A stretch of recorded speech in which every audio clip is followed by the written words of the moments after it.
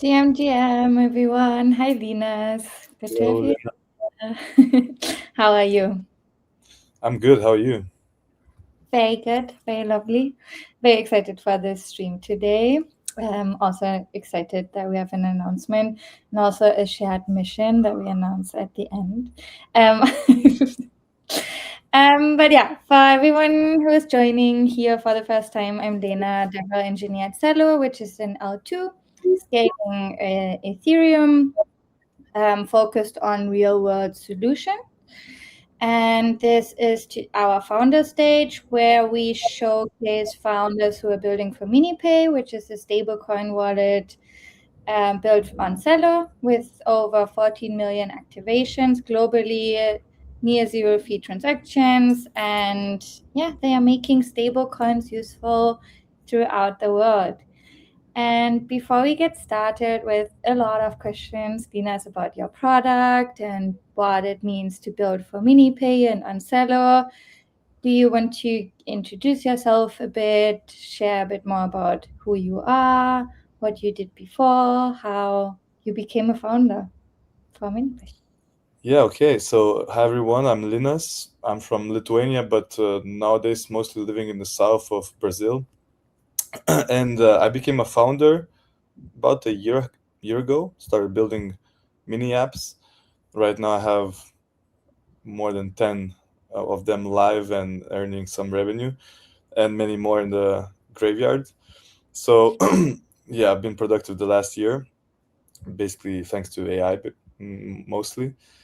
Yeah, and I have two of the mini apps live on MiniPay now.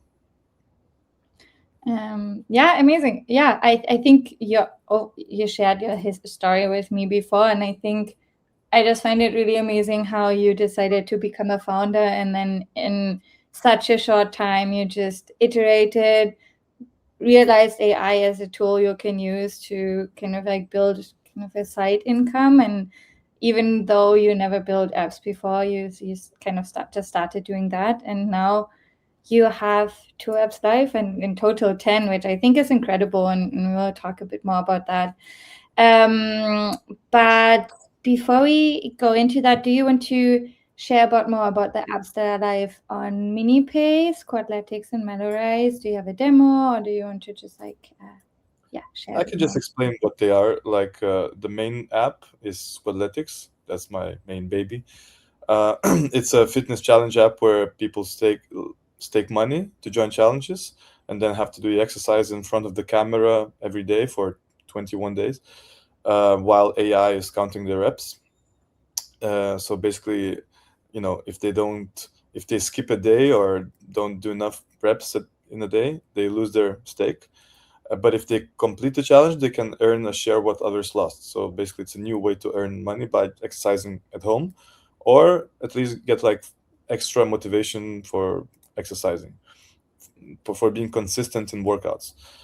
So that's what Skoletics is, and Melorize is a very simple app for creating music with AI. You just write a prompt and get back a song, two versions of a song. I love both apps. I already said as soon as Melorize is available for me, I will be annoying to everybody who knows me. By sending songs. I already sing songs about everything, so that will be a great addition to what I already do. And yeah, I just told you, I tried Squatletics and tried to motivate myself, and I ended up not being able to get off the sofa. But all of that is changing today, because obviously, if you stake 10 cents, that's not a commitment, but I don't want to lose $10. So today, live here, you heard it first. I will start doing my workouts, and it's actually a lot of exercises that I need to do anyways. So it's very good. I will I do it. think I think that's an extra commitment. That's like some social commitment. So I need to add like social commitment just besides financial incentives. Yeah, if you don't see me on the leaderboard, you can personally come for me. Like Okay. everybody who's watching today. Um, but yeah, I just wanted to like the game mechanics of Squadletics at this point. It's you ask your users to commit for 21 days, which I think makes a lot of sense when you like know more about habits and how long it takes to like build that, right? But it's also a commitment. Like, how do users react to that? What's the game theory behind that? Yeah, so just like you said, 21 days is not random. 21 days is how many days you need to build a new habit. So that's why all challenges are basically 21 days. The challenges are, squats, push-ups, jumping jacks, high knees, simple exercises that anybody can do at home without any, equipment.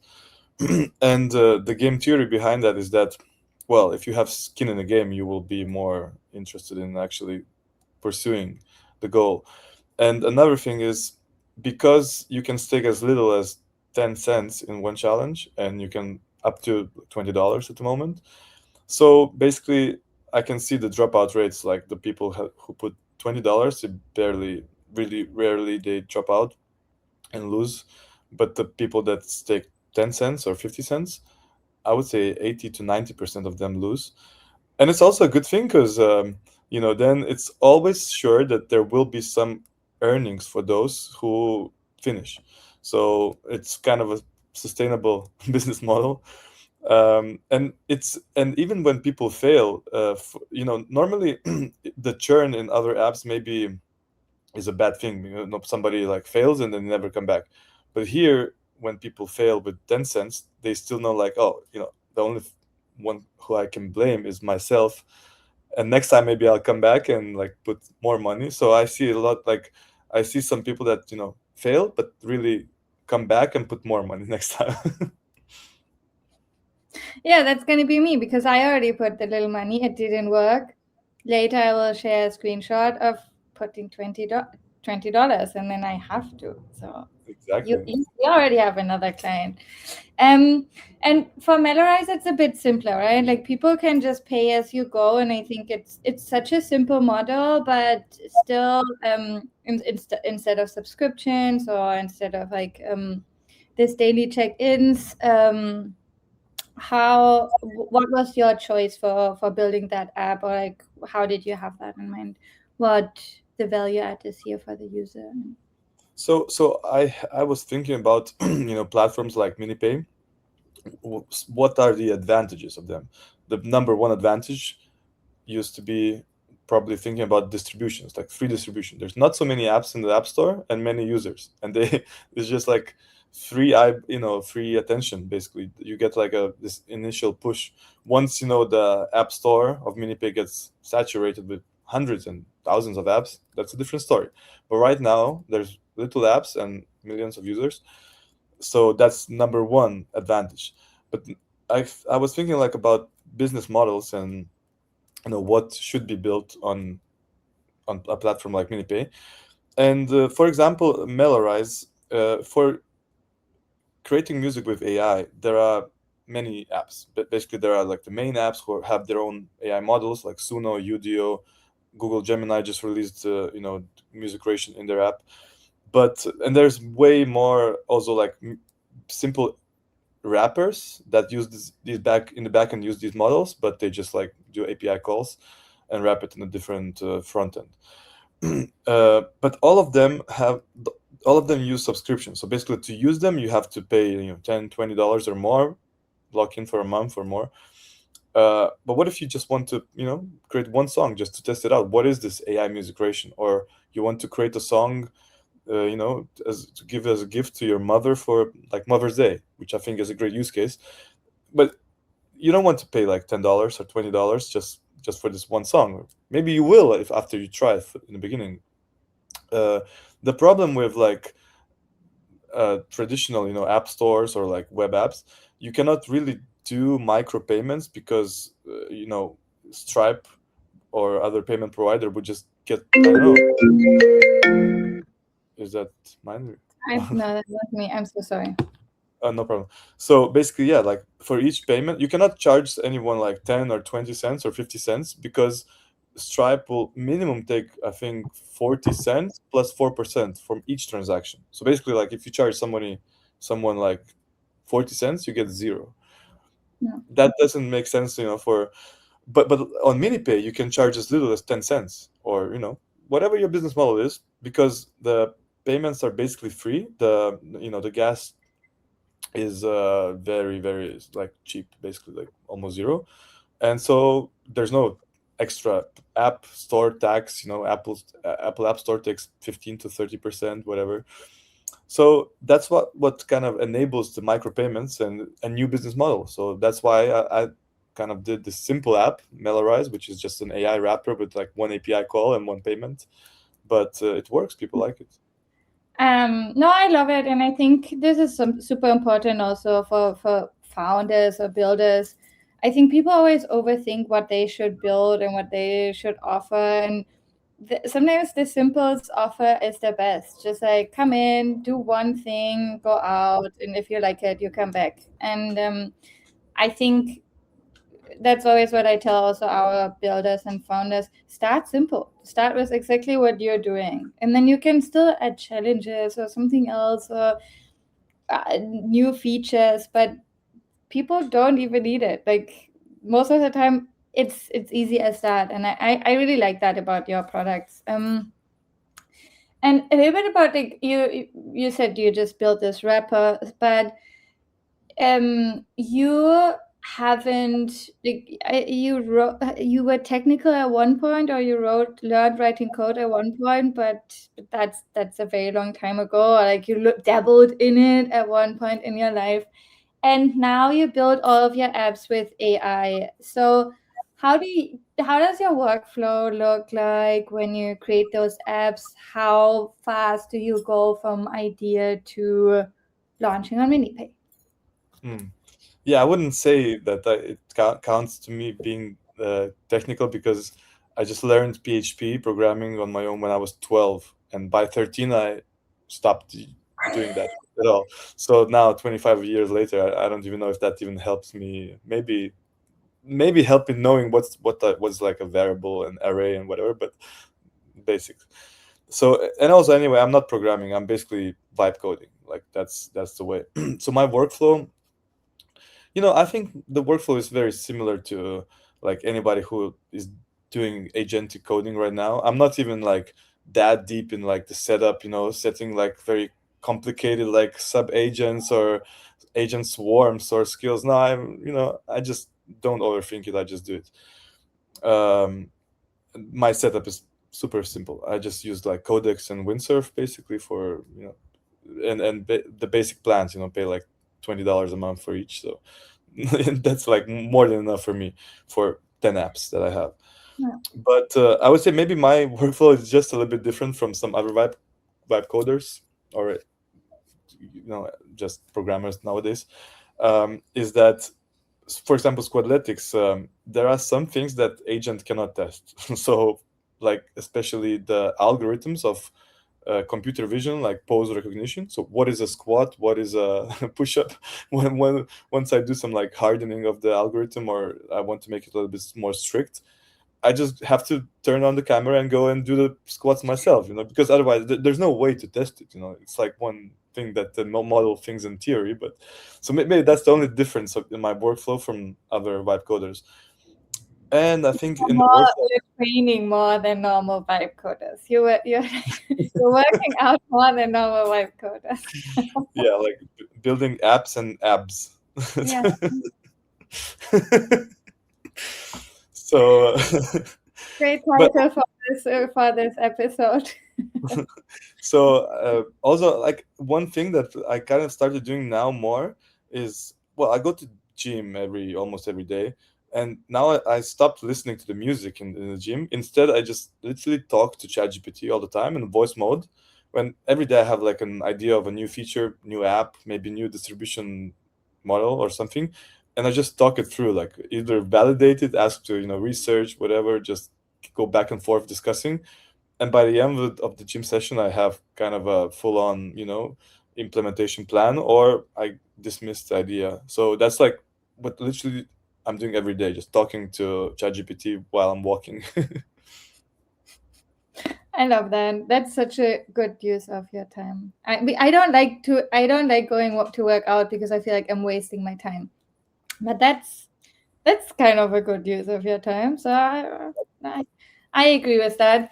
Um, but yeah, let's. I think I could learn a lot more about, and a lot of people could learn more. So make sure to also follow Linus, I think. And if you have any questions, I'm sure he will be happy to share more about that. Um, and there's also a question in the chat about how to publish your app on MiniPay. I am happy to share more about that at the end of the live stream. And oh, somebody is using your app already and earning on it daily. So that's cool. Nice. Oh, on MiniPay, on Squadletics, yeah. Nice. Yeah, if you work out on Squadletics, let us know. We will see you. Um, and but yeah, you just launched recently in MiniPay, right? Like from learning about MiniPay, how did you learn about MiniPay? When was that? And um, how did you get interested in building for MiniPay? I learned in November, end of November, in Dev Connect, the conference in Buenos Aires. So basically, very randomly, because most of the L2, layer 2 booths were next to each other. And I was there because Squadletics was already on World app, World Chain, was live. And just right next to the same booth was Celo. I went to Celo and MiniPay. I went to talk, and I was very actually I didn't even know about MiniPay, but then I was talking to the DevRel Sophia at the time, and I was Sophia. surprised by actually it's so many users, so such a similar audience, I would say, that I already have in Squadletics. And another thing is, I know that MiniPay is very big in some countries in Africa. So I thought, from my audience previously in World App, I had one insight that actually a lot of like World App is not big in Africa, but uh, there were a lot of people from Kenya, actually unproportionately more than other countries, using Squadletics there. So I was like, maybe it's a thing. Maybe it could be like popular in Africa. So that's why I realized I should build on MiniPay for sure. There's also a grant, like initial $5,000 to if you just launch any app, I guess. Yeah, very nice, very simple, no bureaucracy, nothing. So great experience. Um, then I realized, okay, like maybe I can launch some other app first that's more simple. Like the most simple app that I have is Melorize. It's just like one payment and one API call, basically. So I just decided to build first that one and launch it. Once it's live, then I start with Squadletics, which it takes definitely more time to adapt. Yeah. How you were always a mini app in different wallets, or did you also have a standalone app at one point? Or like, how do you feel moving to MiniPay improved the user experience, or was there any kind of friction that disappeared through deploying in MiniPay for your users? Hmm. No, I started as like mini apps. Scholastic is also a standalone web app. It's not yet a standalone like Android or iPhone app, but that's the main friction actually. I think the main friction in all for any apps that use crypto as backend or as like payments is on ramp. Like it's not so easy to get people to get money in, because first of all, and especially for a new concept like Squadletics, first of all I need to explain to users what is that. It's a new concept. You put money in, it's a challenge, whatever. It's a thing to explain. And then the next step is like, okay, now I have to explain to you how to get money in. Like if you just saw some video on TikTok or Instagram about my app and just want to like start using it, well, you will go, you will find it. Okay, now you know what it is. But then, okay, I need to put some money, and now there's like some KYC requirements, whatever. It's a really big hurdle. Uh, so that's why MiniPay, for example, is a wallet that's already, people already have money there. So it's a big, relief to not needing to explain to users how to get the money in. Yeah. No, and I think, I mean, MiniPay has an amazing on and off ramp infra in so many countries worldwide, that it just makes it so much easier to onboard user on a global scale, and Yeah, now especially. I'm using MiniPay in Brazil for payments. Like it's kind of the actually out of all the options I was trying, it's the best option for QR code payments. I love it, and we love to hear that. Um, how was working with the mini pay team? I mean, you launched quickly. Like you met them in Buenos Aires, and then you went on a call with them. There was a little bit of feedback. How was it until you launched Mandorize and then Squadletics? Can you share a bit more insight on the whole process from a builder founder perspective? Yeah, the team was very supportive. Uh, uh, it was very quick to adapt. I would say it took me probably for Melorize just a couple of hours just to rewrite the code base. I mean, it was not me; it was the AI agent doing that. But anyway, testing and everything, it just took me a couple of hours, and it was about. I was ready to publish it. It took probably a week more or some more days for it to get approved. Uh, and yeah, and after that, there's I can see there's support from. Uh, I mean, there's real support, not just like words, but actual support from the MiniPay team. Like they're already featuring the app, sending some push notifications to users, which is a great boost. For Squadletics, I'm about to launch a new feature, and probably we agreed that they're going to sponsor some of these prizes for users and send push notifications featuring. So all of this, like, I think, is a great developer experience on MiniPay. Love it. Nice. That's amazing to hear. How you, when you launched in MiniPay, what are numbers that you're proud of, or that you feel like are exciting to share for users, um, around Mandorize and Squadletics? So and when I just launched and the apps went public, even without any featuring or anything, it's just like the app is now in the App Store. Yeah. Uh, the first days, actually, you get a lot of new users.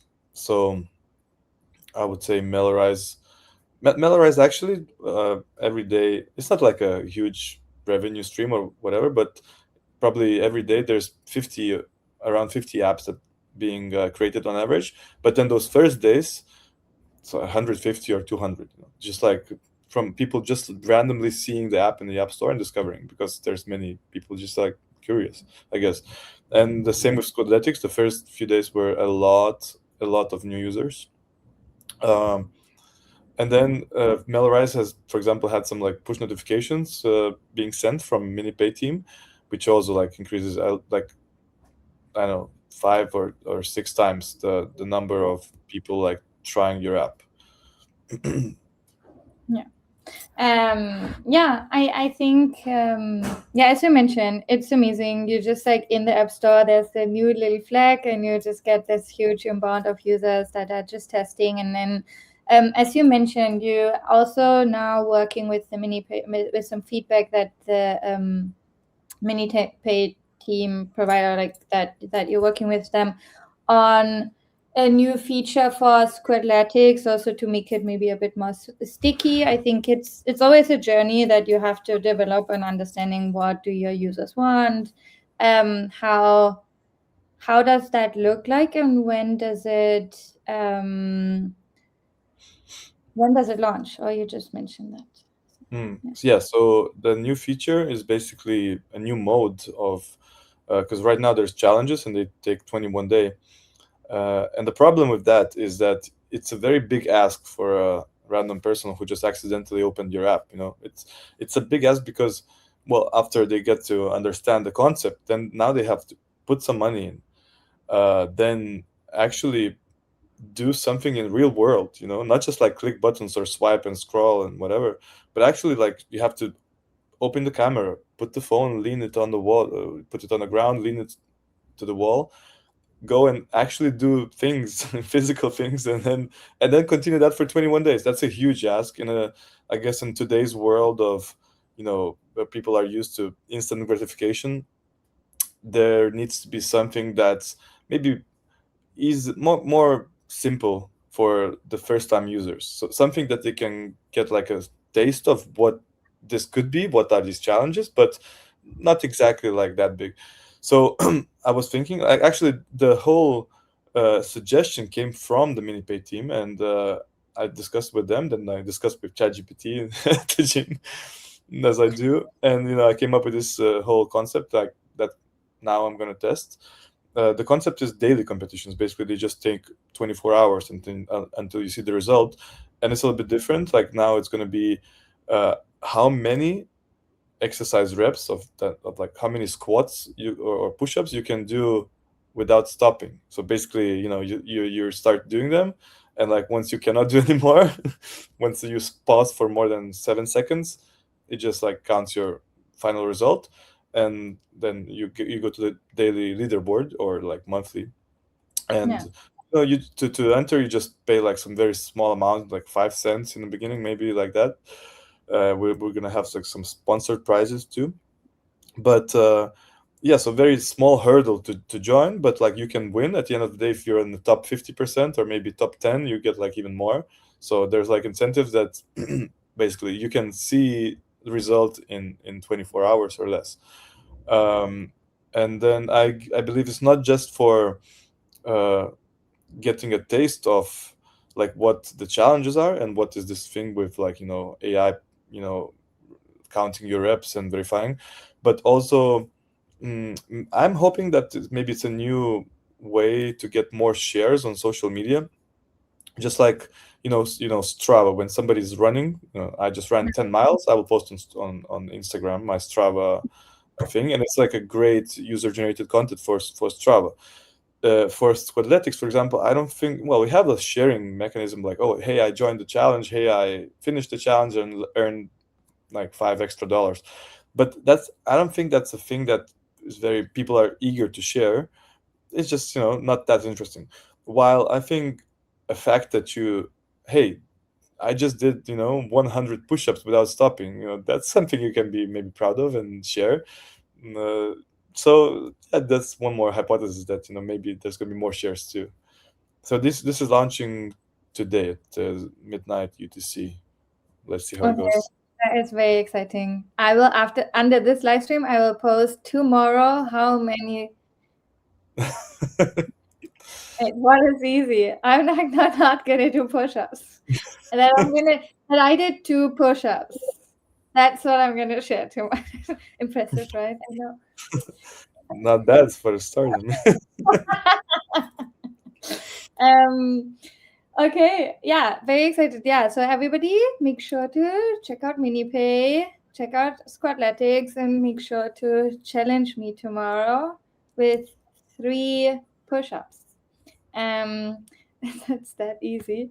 And I just wanted to also quickly come before we leave, just comment on, like, reply to some comments. We had one question on how to get your app onto MiniPay. The best way is to submit it through this form. Dinas, what would be your advice if people build their first mini app? I mean, you brought Melorize on mini app. It was a very simple app. What would be your advice for somebody who is building for MiniPay and planning to bring their first app? Mm. Yeah, so my advices would be maybe think about MiniPay of like which of the main advantages of MiniPay you could use. And you should not just launch any app, like B2B SaaS app is probably not the thing to launch on MiniPay. But you should think about maybe one of those that I mentioned. Like first of all, now free distribution is so basically any app that you just launch right now, it's going to be one of the, I don't know, 30, even less apps that are there in the App Store. So naturally, people will just open it and check it out. So that's one thing, but obviously that's not going to last for very long. At some point there's going to be many more apps, and just free distribution is going to be less and less compelling. But I would say maybe two other things two other advantages of MiniPay to look at is micropayments. So uh, you just can check any other like AI app that's successful right now and has a subscription model, and copy that or do something else, similar, but with micropayment options, so pay per use. So that's, I think, a very, like, for apps like Melorize, which is music creation, but there's plenty of AI video, AI photo wrappers, and millions of use cases. I think that could be very successful, or at least not very successful, but at least you can, if it's your first app, you will definitely earn your first dollar. That's for sure, if you just do that. And that's already a huge Yeah. achievement, because most people well, it will take years for someone trying and trying to earn the first dollar. It's not that easy. And then another advantage I would say for MiniPay is, think about the audience. So maybe the audience of MiniPay does not have like the very high purchasing power. So if you think about selling something very expensive, you probably, you're not going to be very successful there. But you can see it from another perspectives. Like, there's a lot of people, I'm pretty sure, I can see already that people are eager to earn extra income. So if you have any kind of like a business model where you supply like micro tasks and give like rewards to the users, or some kind of airdrops, or any kind of financial incentives, I think that's a great place to start. Like, there's going to be like thousands or hundreds of thousands of people who are going to use your app. So yeah, if you're building, don't just like build anything, but think about one of these advantages that you can use that would make sense to build on MiniPay. Amazing. Thank you so much. I think that was a great closing closing advice for everybody who is considering building for MiniPay. And yeah, when are you bringing out a skill to move your app from World to MiniPay in one prompt? That's my last question. What are we doing? Um, I mean, I think it's like, as you say, you can just get so much distribution through a lot of different mini apps, and I have been coding today, and skills are just the best thing. So are you going to become a skill builder as well, next to being a mini app founder? I don't use many skills, to be honest. I don't think like, I mean, I think many skills are a little bit overrated. Like, they get too much into the context. Like, then not much gets left for your prompt. But yeah, maybe if the skill is good, then it's great. But honestly, like, the AI agents are getting so good, you don't need soon you won't need any skills. I just point them to documentation. I used to need to copy documentation. Now you just like give you a link, or sometimes not even give a link. You just find it itself. I mean, I think building is solved. If there's some founder like thinking of, oh, I should, start building one day, that's a really wrong approach. Like, if you have an idea, you just have to build it right now. There's no hurdle of doing that. The real hurdle right now is distribution. Like, everybody moved on from just the problem of building. Anybody can build anything, almost anything, and Yeah. instantly. Now you should be thinking about distribution, maybe even before building. And distribution you can get on MiniPay.